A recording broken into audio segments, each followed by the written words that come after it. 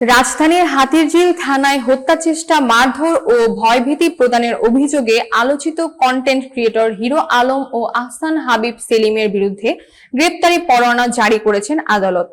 বুধবার ঢাকার chief metropolitan magistrate ওয়াহিদুজ্জামানের আদালত বাদীপক্ষের আইনজীবীর আবেদনের পরিপ্রেক্ষিতে এই আদেশ দেন।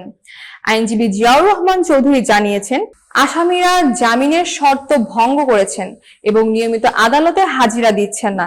এই কারণে তাদের জামিন বাতিল করে গ্রেপ্তারি পরোয়ানা জারি করা হয়েছে। মামলার অভিযোগ অনুযায়ী সম্প্রতি হিরো আলম ও বাদী রিয়ামনির মধ্যে মনোমালিন্য দেখা দেয়। এরপর হিরো আলম বাদীকে তালাক দিয়ে বাসা থেকে বের করে দেন। 21 জুন বাদীর পরিবারের সঙ্গে মীমাংসা করার জন্য ডাকা অনুষ্ঠানে হিরো আলম সহ 10 থেকে 12 অজ্ঞাতনামা ব্যক্তি বাদী ও তার পরিবারের সদস্যদের উপর অকথ্য ভাষায় গালিগালাজ করেন। পরে তারা বাদীর বর্তমান বাসায় বেআইনিভাবে প্রবেশ করে কাঠের লাঠি দিয়ে মারধর করেন। এই ঘটনায় বাদীর শরীরে জখম সৃষ্টি হয় এবং তার গলায় থাকা 1.5 ভরি ওজনের স্বর্ণের চেইন চুরি হয়। 23 জুন বাদী রিয়ামনি হাতিরঝিল থানায় মামলাটি দায়ের করেন।